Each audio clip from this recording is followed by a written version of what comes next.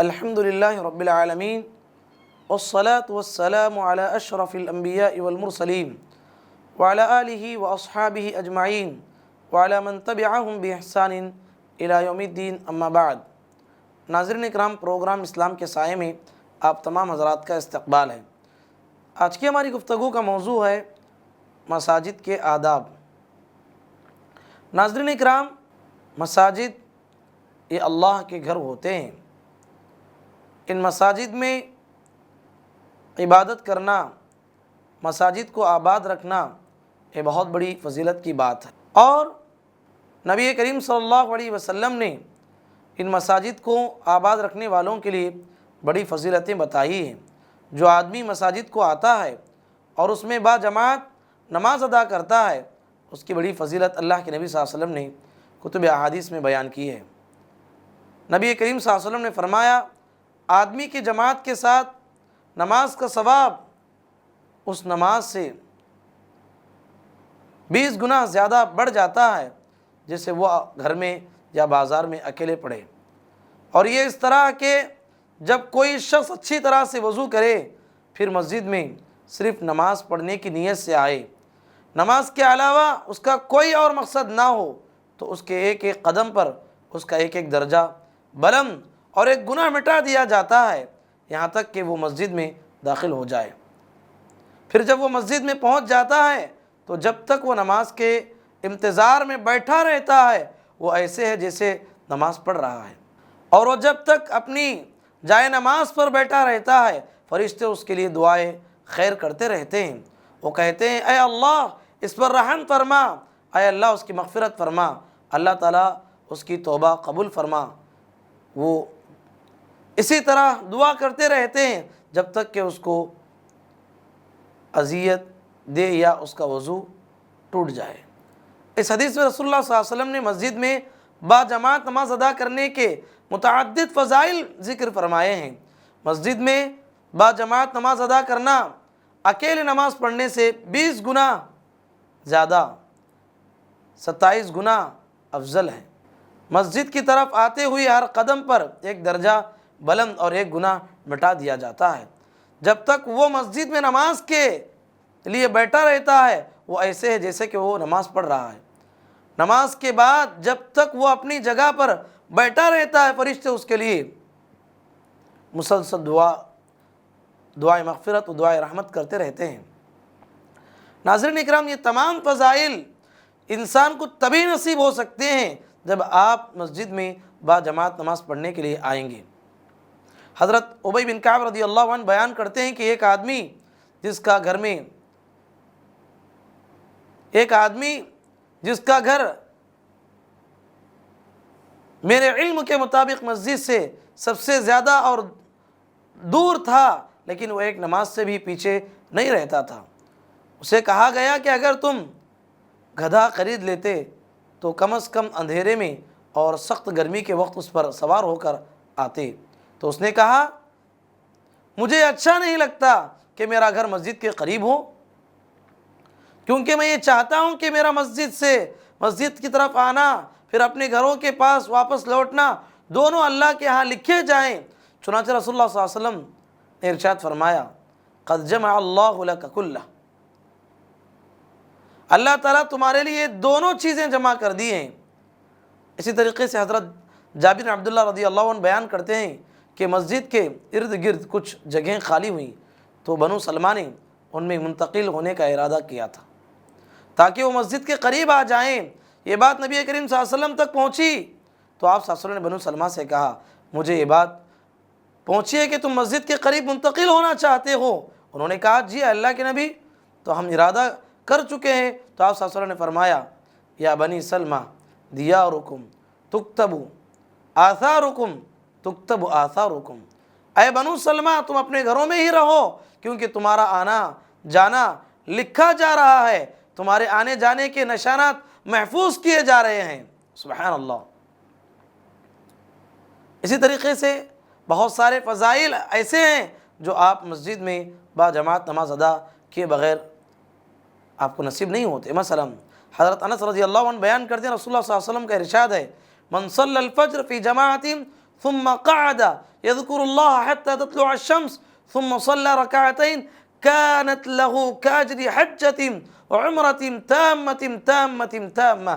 فرمایا جس شخص نے نماز فجر با جماعت ادا کی، پھر طلوع آفتاب تک بیٹھا، اللہ کا ذکر کرتا رہا، پھر 2 رکعتیں پڑھی، تو اسے یقینی طور پر مکمل حج و عمرہ کا ثواب ملے گا. یہ فضیلت آپ کو تبھی نصیب ہو سکتی ہے جب آپ نماز فجر مسجد میں با جماعت ادا کریں. اسی طریقے سے نبی کریم صلی اللہ علیہ وسلم کا ارشاد ہے، من صلی للہ 40 یوما فی جماعت یدرک التکبیر الاولی. اللہ کے نبی صلی اللہ علیہ وسلم فرماتے ہیں، جو شخص اللہ کی رضا کے لیے 40 دن اسی طرح با جماعت نماز پڑھے کہ تکبیر اولی بھی فوت نہ ہو، تو اللہ تعالیٰ کی طرف سے اس کے لیے 2 چیزیں برات لکھ دی جاتی ہیں، براۃ من النار و براۃ من النفاق. وہ جہنم کی آگ سے اور نفاق سے آزاد ہو جاتا ہے. یہ اور اس طرح کے دیگر بہت سارے فضائل حاصل کرنے کے موقع آپ کو کب ملیں گے؟ جب آپ مسجد میں با جماعت نماز ادا کریں گے. تو ناظرین کرام، ہمیں مسجد میں با جماعت نماز ادا کرنے کی کوشش کرنی چاہیے اور اس کا اہتمام ہونا چاہیے. قرآن مجید کی تعلیم حاصل کرنا. ناظرین کرام، مساجد کو آباد کرنے کا سب سے بڑا ذریعہ تو ان میں با جماعت نماز ادا کرنا ہے. تاہم نمازوں کے علاوہ انہیں آباد کرنے کا ایک اور ذریعہ ان میں حلقات قرآن قائم کرنا بھی ہے. حضرت عقبہ بن عامر رضی اللہ عنہ بیان کرتے ہیں کہ ایک مرتبہ ہم صفہ میں بیٹھے ہوئے تھے کہ رسول اللہ صلی اللہ علیہ وسلم ہمارے پاس تشریف لائے اور فرمایا، تم میں سے کون ہے جو یہ پسند کرتا ہے کہ وہ ہر روز صبح سویرے بطحان یا عقیق میں جائے، پھر وہاں سے 2 موٹی تازہ اونٹنیاں بغیر کسی گناہ اور قطع رحمی کے لیے آئے؟ ہم نے کہا، اللہ کے رسول، ہم سب یہ پسند کرتے ہیں. تو آپ صلی اللہ علیہ وسلم نے فرمایا، اللہ کے نبی صلی اللہ علیہ وسلم نے فرمایا، کیا تم میں سے کوئی شخص صبح سویرے مسجد میں نہیں جاتا جہاں وہ کتاب اللہ کی 2 آیتوں کا علم حاصل کرے؟ او یقرأ آیتین من کتاب اللہ عز وجل خیر له من ناقتین و3 خیر له من 3 و4 خیر له من 4 ومن اعدادہن من الابل. کہتے ہیں یہ اس لیے کہ 2 اونٹنیوں سے بہتر ہے، اور 3 آیات 3 اونٹنیوں سے، 4 آیات 4 اونٹنیوں سے بہتر ہیں، پھر اسی طرح ہر آیت 1 اونٹنی سے بہتر ہوگی. اللہ اکبر. اسی طرح آپ صلی اللہ علیہ وسلم کا ارشاد ہے، مجتمع قوم فی بیت من بیوت اللہ یتلون کتاب اللہ ویتدارسونہ بینہم الا نزلت علیہم السکینہ وغشیتہم الرحمہ وحفتہم الملائکہ وذکرہم اللہ فی من عندہ. جو لوگ اللہ کے گھروں میں کسی گھر میں جمع ہو کر کتاب اللہ کی تلاوت کرتے اور آپس میں ایک دوسرے کو اس کی تعلیم دیتے ہیں تو اس پر سکون قلب نازل ہوتا ہے. رحمت باری تعالیٰ انہیں اپنی آغوش میں لے لیتی ہے، انہیں فرشتے گھیر لیتے ہیں اور اللہ تعالیٰ فرشتوں کے سامنے ان کا تذکرہ کرتا ہے. دروس قرآن و حدیث کا اہتمام کرنا. مساجد کی آباد کاری اور ان کی رونقوں میں اضافہ کرنے کا ایک اہم ذریعہ یہ ہے کہ ان میں دروس قرآن و حدیث کا اہتمام کرنا، انہیں علوم اسلامیہ کی نشر و اشاعت کا مرکز بنانا. حضرت ابو سعید خدری رضی اللہ عنہ بیان کرتے ہیں کہ ایک مرتبہ معاویہ رضی اللہ عنہ مسجد میں بیٹھے ہوئے چند لوگوں کے پاس آئے اور کہنے لگے، تم یہاں کیوں بیٹھے ہو؟ انہوں نے کہا، جلسنا نذکر اللہ، ہم یہاں بیٹھے اللہ کا ذکر کر رہے ہیں. حضرت معاویہ رضی اللہ عنہ نے کہا، اللہ کی قسم تم صرف اسی لیے بیٹھے ہو؟ انہوں نے کہا، اللہ کی قسم ہم صرف اسی لیے بیٹھے ہیں.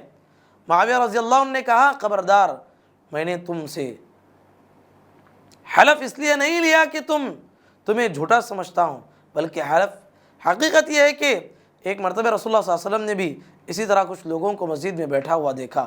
تو آپ صلی اللہ علیہ وسلم نے پوچھا، تم کیوں بیٹھے ہو؟ انہوں نے کہا، جلسنا نذکر اللہ ونحمدہ علی ما ہدانا للاسلام، ہم یہاں بیٹھے ہیں اللہ تعالیٰ کو یاد کر رہے ہیں اور اس کا شکر ادا کر رہے ہیں، اس لیے کہ اس نے ہمیں اسلام کے ذریعے سے ہدایت دے کر ہم پر بہت بڑا احسان کیا ہے. نبی کریم صلی اللہ علیہ وسلم نے فرمایا، اللہ کی قسم صرف تم اسی لیے بیٹھے ہو؟ انہوں نے کہا، اللہ کی قسم ہم صرف اسی لیے بیٹھے ہیں. تو آپ صلی اللہ علیہ وسلم نے فرمایا، اما انی لم استحلفکم، کہتے ہیں یاد رکھنا، میں میں نے تم سے حلف اس لیے نہیں لیا کہ تمہیں جھوٹا سمجھتا ہوں، بلکہ اصل بات یہ ہے کہ ابھی میرے پاس جبرائیل علیہ السلام آئے تھے جنہوں نے مجھے اطلاع دی کہ اللہ تعالیٰ فرشتوں کے سامنے تم پر فخر کر رہا ہے۔ اللہ اکبر۔ اور ایک مرتبہ حضرت ابو ہریرہ رضی اللہ عنہ مدینہ کے ایک بازار میں گئے اور بازار والوں کو مخاطب کر کے فرمایا، آپ کو کس چیز نے عاجز کیا؟ انہوں نے کہا، کس چیز سے؟ ابو ہریرہ رضی اللہ عنہ نے کہا، رسول اللہ صلی اللہ علیہ وسلم کی وراثت تقسیم ہو رہی ہے، تم یہاں ہو، جا کر اپنا حصہ کیوں نہیں لیتے؟ انہوں نے کہا، کہاں ہے وہ؟ ابو ہریرہ رضی اللہ عنہ نے کہا، مسجد میں۔ چنانچہ وہ جلدی سے جلدی لوگ مسجد کی طرف چلے گئے، لیکن خود ابو ہریرہ رضی اللہ عنہ وہیں رہے۔ جب وہ لوگ واپس لوٹے تو ابو ہریرہ رضی اللہ عنہ نے کہا، کیا ہوا؟ انہوں نے کہا، ابو ہریرہ، ہم مسجد کے اندر گئے لیکن ہمیں تو وہاں کوئی چیز تقسیم ہوتی ہوئی نظر نہیں آئی۔ ابو ہریرہ رضی اللہ عنہ نے کہا، تم نے مسجد میں کسی کو دیکھا بھی ہے؟ انہوں نے کہا کہ ہاں، کچھ لوگوں کو ہم نے دیکھا جو نماز پڑھ رہے تھے، کچھ لوگ قرآن مجید پڑھ رہے تھے، کچھ لوگ حلال و حرام کے بارے میں مذاکرہ کر رہے تھے۔ ابو ہریرہ رضی اللہ عنہ نے کہا، افسوس ہے تم پر، وہی تو محمد صلی اللہ علیہ وسلم کی میراث ہے۔ یعنی حدیث کا علم تقسیم ہو رہا ہے، یہ انبیاء اور نبی کریم صلی اللہ علیہ وسلم کا میراث ہے۔ تو ناظرین کرام، مساجد کو آباد رکھنا یہ بہت بڑی فضیلت کی بات ہے۔ یاد رکھیے، مساجد کے چند آداب قرآن اور حدیث کے ذریعے سے ہمیں بتائے گئے ہیں، ان کا بھی ہمیں لحاظ رکھنا چاہیے۔ سب سے پہلی بات مسجد کا ادب یہ ہے، آداب مسجد میں سے سب سے پہلا ادب یہ ہے کہ مسجد کی تعمیر کے بعد اسے صاف ستھرا رکھنے کا خصوصی اہتمام کرنا چاہیے، کیونکہ مسجد اللہ کا گھر ہے۔ جب ہم اپنے گھروں کی صفائی کا خیال رکھتے ہیں تو اللہ تعالیٰ کے گھر اس کے زیادہ حقدار ہیں کہ ہم انہیں صاف ستھرا رکھا جائے۔ عائشہ رضی اللہ عنہ فرماتے ہیں، امر رسول اللہ صلی اللہ علیہ وسلم ببناء المسجد فی الدور وان تنظف، کہتے ہیں رسول اللہ صلی اللہ علیہ وسلم نے محلوں میں مسجدوں کو تعمیر کرنے اور انہیں صاف ستھرا اور خوشبودار رکھنے کا ہمیں حکم دیا ہے۔ مساجد کی صفائی بہت ہی عظیم چیز ہے۔ حضرت ابو ہریرہ عبد الرحمن بن صخر الدوسی رضی اللہ عنہ بیان کرتے ہیں کہ ایک کالی رنگ کی عورت مسجد کی صفائی کرتی تھی، پھر اچانک اس نے مسجد آنا چھوڑ دیا تو رسول اللہ صلی اللہ علیہ وسلم نے اسے نہ پا کر اس کے بارے میں پوچھا، چنانچہ لوگوں نے بتایا کہ وہ فوت ہو چکی ہے، وفات پا گئی ہے۔ آپ صلی اللہ علیہ وسلم نے فرمایا، اے میرے صحابہ، تم نے مجھے اس کی خبر کیوں نہیں دی؟ تو لوگوں نے کہا، اے اللہ کے نبی، یہ تو چھوٹی بات تھی، چھوٹی چھوٹی باتیں ہمیں آپ کو کیسے بتائیں؟ ہم نے مناسب نہیں سمجھا کہ آپ کو پریشان کریں، بلکہ ہم نے خود اسے اس کے جنازے کی نماز پڑھا کے تدفین کر دیا۔ لیکن نبی صلی اللہ علیہ وسلم نے فرمایا، دلونی علی قبرہا، مجھے اس کی قبر کے بارے میں بتاؤ، وہ کہاں ہے؟ لوگوں نے اس کے بارے میں آپ صلی اللہ علیہ وسلم کو آگاہ کیا تو آپ صلی اللہ علیہ وسلم اس کی قبر پر گئے اور اس کی نماز جنازہ پڑھی۔ یہ حدیث اس بات کی دلیل ہے، مسجد کی صفائی کرنا نہایت ہی عظیم عمل ہے، جس کی وجہ سے نبی کریم صلی اللہ علیہ وسلم نے اس کے کالے رنگ کی عورت، جس معاشرے میں کوئی خاص اہمیت نہ دی جاتی تھی، اس کے متعلق خصوصی طور پر دریافت کیا۔ پھر جب آپ صلی اللہ علیہ وسلم کو اس کی موت کے بارے میں آگاہ کیا گیا تو آپ صلی اللہ علیہ وسلم نے اس کی قبر پر جا کر اس کی نماز جنازہ ادا کی۔ ناظرین اکرام، مسجد کو ہر قسم کی گندگی سے پاک رکھنا ضروری ہے۔ حضرت انس رضی اللہ عنہ بیان کرتے ہیں کہ ہم مسجد میں رسول اللہ صلی اللہ علیہ وسلم کے ساتھ تھے، ایک دیہاتی آیا اور اس نے مسجد میں پیشاب کرنا شروع کر دیا۔ آپ صلی اللہ علیہ وسلم کے صحابہ کرام اس کی طرف لپکے اور کہا، ٹھہر جاؤ ٹھہر جاؤ۔ تو آپ صلی اللہ علیہ وسلم نے فرمایا، پھر اسے مت کاٹو، چھوڑ دو، یعنی اسے پیشاب کرنے چھوڑ دو۔ چنانچہ اسے لوگوں نے چھوڑ دیا یہاں تک کہ وہ پیشاب سے فارغ ہو گیا۔ اس کے بعد آپ صلی اللہ علیہ وسلم اسے بلایا، فرمایا، ان هذه المساجد لا تصلح لشيء من هذا البول ولا قدیر انما هي لذکر اللہ عز وجل والصلاة وقراءة القرآن۔ کہا کہ اللہ کے بندے، مساجد یقیناً اللہ کے گھر ہیں، اس میں پیشاب اور گندگی کے کرنا بالکل مناسب نہیں ہے، بلکہ یہ تو صرف اللہ تبارک و تعالیٰ کا ذکر کرنے، قرآن مجید کی تلاوت کرنے اور نیکی کے کام کرنے کے گھر ہیں۔ اس کے بعد نبی کریم صلی اللہ علیہ وسلم نے پانی کا ایک ڈول منگوا کر اس کے پیشاب پر بہا دیا۔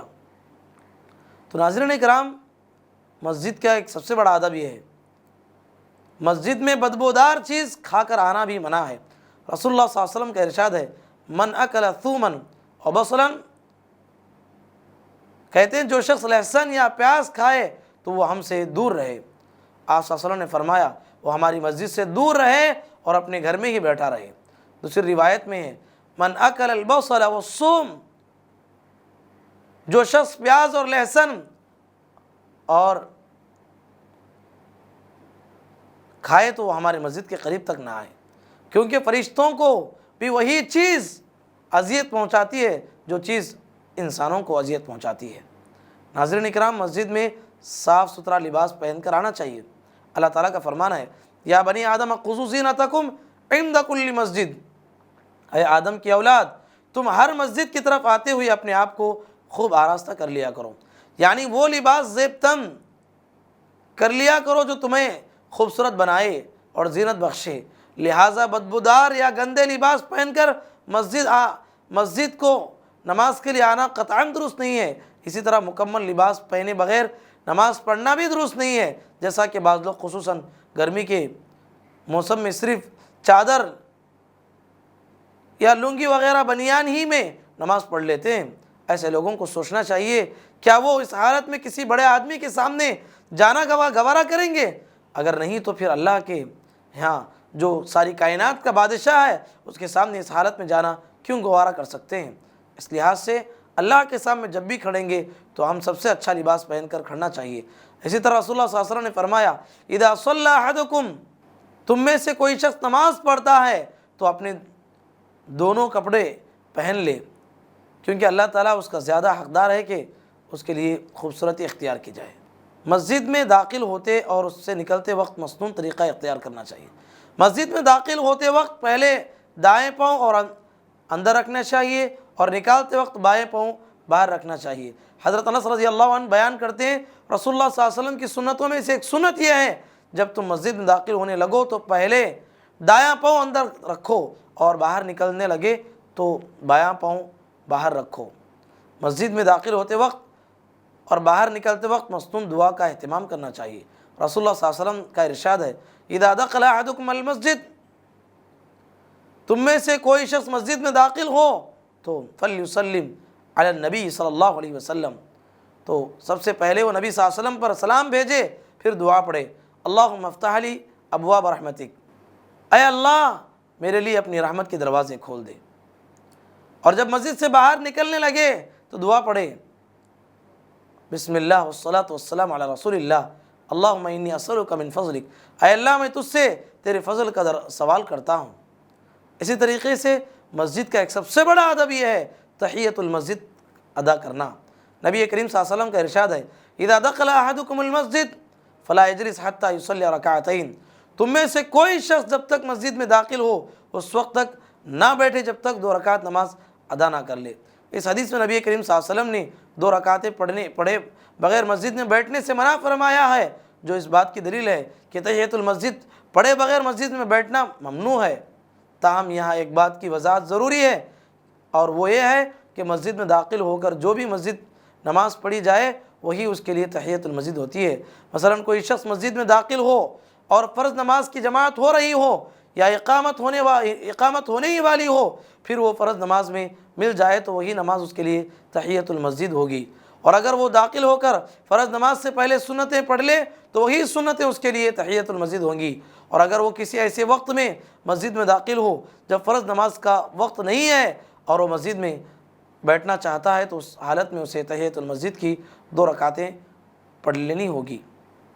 خاص طور پر جب وہ جمعہ کے لیے آیا اور امام کا خطبہ شروع ہو چکا ہے تو اسے تحیۃ المسجد پڑھ کر ہی بیٹھنا ہوگا، جیسا کہ جابر بن عبداللہ رضی اللہ عنہ بیان کرتے ہیں، دخل رجل یوم الجمعہ والنبی صلی اللہ علیہ وسلم یخطب فقال، یعنی ایک آدمی جمعہ کے دن مسجد میں داخل ہوا، اس وقت نبی کریم صلی اللہ علیہ وسلم بیان دے رہے تھے۔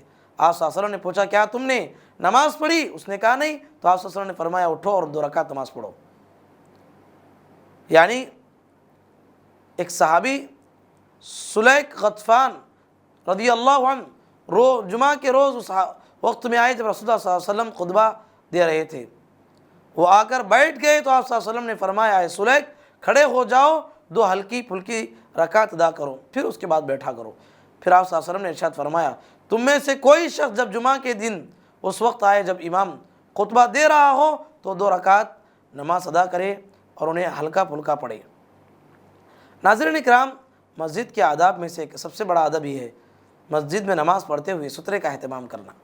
مسجد میں نمازی کو چاہیے کہ وہ سترے کے ساتھ سامنے کھڑے ہو کر نماز ادا کرے، مثلا دیوار یا ستون یا کرسی وغیرہ کے سامنے، حتیٰ کہ اگر کوئی اور چیز نہ ہو تو سامنے نمازی بیٹھا ہو یا نماز ادا کر رہا ہو تو اسے بھی ستھرا بنایا جا سکتا ہے۔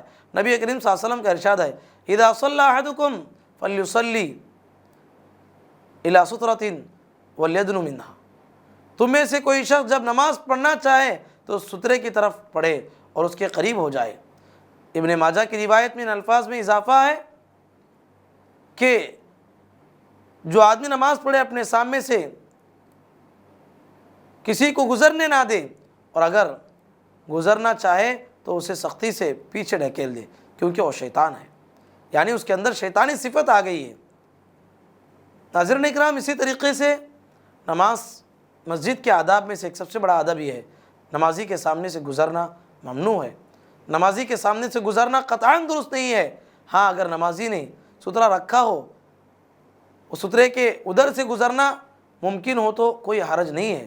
رسول اللہ صلی اللہ علیہ وسلم کا ارشاد ہے لو یعلم المار بین یدی المصلی ماذا علیہ لکان ان یقف 40 خیر لہ من ان یمر بین یدیہ، اگر نمازی کے سامنے سے گزرنے والے کو گزرنے کا گناہ معلوم ہو جائے تو وہ 40، پیارے نبی صلی اللہ علیہ وسلم نے اس کے بعد 40 کا ذکر کیا ہے، 40 تک اس کا کھڑا رہنا ایک قدم آگے بڑھنے سے اس کے لیے بہتر ہوگا، یعنی 40 دن، 40 مہینے یا 40 سال وہ سوچے گا کہ میں 40 دن یا 40 مہینے یا 40 سال میرے لیے رکنا بہتر ہوتا اس بات سے کہ میں گزرتا، وہ گزرنا اس کے لیے بہت بڑا مسئلہ بن جائے گا، بہت بڑی اس کی غلطی ہوگی۔ وہ کسی آدمی کی نماز جو پڑھ رہا ہے اس کے سامنے سے اگر گزرتا ہے۔ اسی طریقے سے مسجد کے آداب میں سے ایک اہم ادب یہ ہے خواتین خوشبو لگا کر مسجد میں نہیں آنا چاہیے۔ اگرچہ خواتین مسجد میں آ کر نماز پڑھ سکتی ہیں، تاہم نبی کریم صلی اللہ علیہ وسلم کی حدیث کے مطابق وَبُيُوتُهُنَّ خَيْرٌ لَهُنَّ، ان کے گھروں میں ان کا نماز پڑھنا بہتر ہے، یعنی اگر وہ گھروں میں ہی نماز پڑھیں تو یہ ان کے لیے زیادہ اجر و ثواب کا باعث ہے۔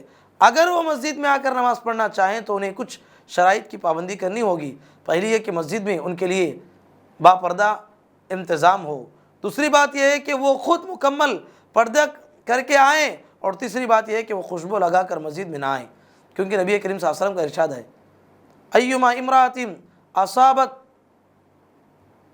جو خاتون خوشبو استعمال کرے وہ ہم مردوں کے ساتھ مسجد میں نماز عشاء پڑھنے نہ آئے، فلا تشہد معنا، اللہ کے نبی صلی اللہ علیہ وسلم نے کہا ہمارے ساتھ نماز عشاء پڑھنے نہ آئے۔ اسی طریقے سے مسجد میں گمشدہ چیزوں کا اعلان کرنا بھی جائز نہیں ہے۔ رسول اللہ صلی اللہ علیہ وسلم کا ارشاد ہے من سمع رجلا ينشد ضالة في المسجد فليقل لا ردها الله عليك فإن المساجد لم تبنى لهذا، جو شخص کسی مسجد میں گمشدہ چیز کا اعلان کرتے ہوئے سنے تو وہ کہے اللہ تعالیٰ اس کی چیز کو تمہارے پاس نہ لوٹائے، کیونکہ مسجدیں اس لیے نہیں بنائی گئی ہیں۔ مسجد میں خرید و فروخت کرنا بھی منع ہے۔ رسول اللہ صلی اللہ علیہ وسلم کا ارشاد ہے اذا رأيتم من يبيع او يبتاع في المسجد فقولوا لا اربح الله تجارتك، جب تم مسجد میں کسی شخص کو کسی چیز فروخت کرتے ہوئے یا خریدتے ہوئے دیکھو تو کہو اللہ تعالیٰ تمہاری تجارت میں کوئی برکت نہ دے۔ مسجد میں آواز بلند کرنا بھی صحیح نہیں ہے۔ رسول اللہ صلی اللہ علیہ وسلم مسجد میں اعتکاف میں بیٹھے ہوئے تھے، آپ نے بعض لوگوں کو اونچی آواز میں قرآن مجید کی تلاوت کرتے ہوئے سنا، چنانچہ آپ صلی اللہ علیہ وسلم پردہ ہٹائے اور ان سے خطاب کرتے ہوئے فرمایا الا ان کلکم مناج ربہ فلا یؤذین بعضکم بعضا ولا یرفع بعضکم علی بعض فی القراءۃ، خبردار تم میں سے ہر شخص اپنے رب سے سرگوشی کرنے والا ہے، لہٰذا تم میں سے کوئی شخص دوسرے شخص کو اذیت نہ پہنچائے اور نہ ہی تلاوت قرآن میں کوئی کسی پر اپنی آواز کو بلند نہ کرے۔ اللہ اکبر۔ قرآن مجید کی تلاوت کے ذریعے سے بھی کسی آدمی کو تکلیف دینا اسلام میں وہ بھی صحیح نہیں ہے۔ اذان ہونے کے بعد مسجد سے نکل کر چلے جانا یہ بھی درست نہیں ہے۔ ایک صحابی بیان کرتے ہیں کہ ہم مسجد میں ابو ہریرہ رضی اللہ عنہ کے ساتھ بیٹھے ہوئے تھے، جب اذان ہوئی تو ایک آدمی چلتا بنا، ابو ہریرہ رضی اللہ عنہ سے بغور دیکھنے لگے۔ جب وہ مسجد سے نکل کر چلا گیا تو انہوں نے فرمایا اما هذا فقد عصى ابا القاسم، رہا یہ آدمی اس نے ابو القاسم حضرت محمد صلی اللہ علیہ وسلم کی نافرمانی کی۔ نماز نفل گھروں میں ادا کرنا افضل ہے۔ نفل نماز جس میں فرض نمازوں سے پہلے یا اس کے بعد سنتیں بھی شامل ہیں، مسجد میں پڑھنے کے بجائے گھر میں پڑھنا افضل ہے۔ حضرت زید بن ثابت رضی اللہ عنہ بیان کرتے ہیں رسول اللہ صلی اللہ علیہ وسلم کا ارشاد ہے فصلوا ایھا الناس فی بیوتکم، لوگو تم اپنے گھروں میں ہی نماز پڑھا کرو نفل نماز، کیونکہ آدمی کی سب سے افضل نماز وہ ہے جسے وہ اپنے گھروں میں ادا کرے سوائے فرض نماز کے۔ صحیح مسلم کی روایت ہے تم اپنے گھروں میں بھی نماز ضرور پڑھا کرو، کیونکہ آدمی کی بہترین نماز وہ ہے جو اپنے گھر میں پڑھے سوائے فرض نماز کے۔ حضرت ابن عمر رضی اللہ عنہ بیان کرتے ہیں رسول اللہ صلی اللہ علیہ وسلم نے فرمایا اجعلوا بیوتکم من صلاتکم ولا تتخذوها قبورا، تم کچھ نماز اپنے گھر میں ادا کیا کرو، انہیں قبرستان مت بناؤ۔ جبکہ حضرت جابر رضی اللہ عنہ بیان کرتے ہیں رسول اللہ صلی اللہ علیہ وسلم نے ارشاد فرمایا اذا قضى احدكم الصلاة في المسجد فليجعل لبيوته نصيبا من صلاته فإن الله جاعل في بيته من صلاته خيرا، تم میں سے کوئی شخص جب مسجد میں نماز پڑھے تو وہ اپنی نماز کا کچھ حصہ اپنے گھر کے لیے رکھے، کیونکہ گھر میں کچھ نماز ادا کرنے سے اللہ تعالیٰ گھر میں خیر و برکت دیتا ہے۔ ناظرین اکرام، یہ چند آداب تھے، مسجد کے چند ضروری آداب جن کا خیال رکھنا ہر مسلمان کے لیے ضروری ہے، ہم نے آپ کے سامنے قرآن اور حدیث کی روشنی میں رکھنے کی کوشش کی ہے۔ اللہ تعالیٰ سے دعا ہے اللہ کہنے والے اور سننے والوں کو پروردگار ہم تمام کو اسلامی تعلیمات کے مطابق زندگی گزارنے کی توفیق نصیب فرما۔ اللہم آمین۔ وآخر دعوانا الحمدللہ رب العالمین۔